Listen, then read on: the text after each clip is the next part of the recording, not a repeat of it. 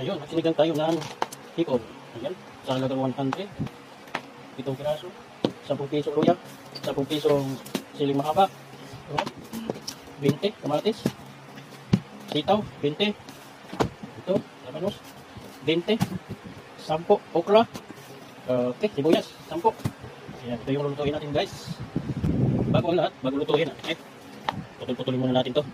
Ito, kailangan malinis. Ayan. Pupuntingin. 4. 8 piraso, 100. Ano ka? Okay.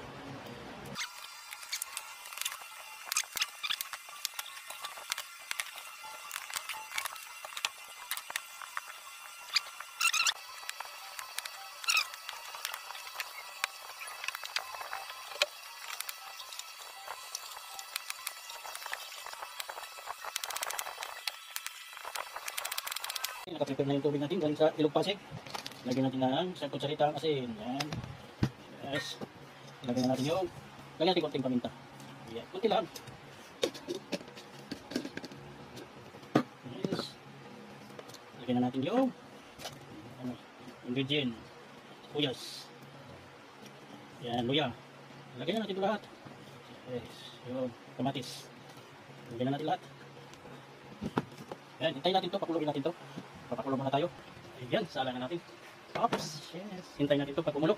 Saka natin lagyan ng ipon. Saka natin ilaglag. Saglit lang ito. Ayan, tapan na natin. Ayan, bisitahin na natin yung pinapakulo natin. Okay.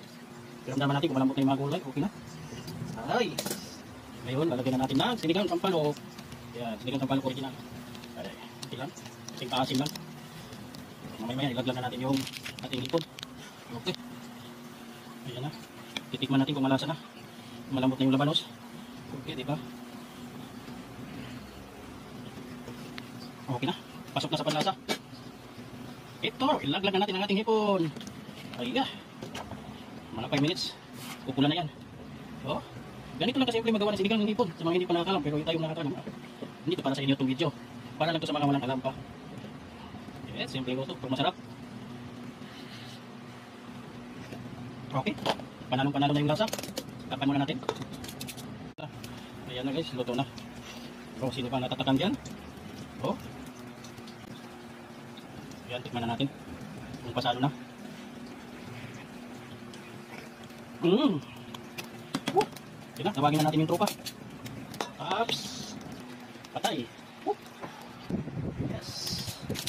Mapapawaw ka talaga sa sarap. Makalimutan.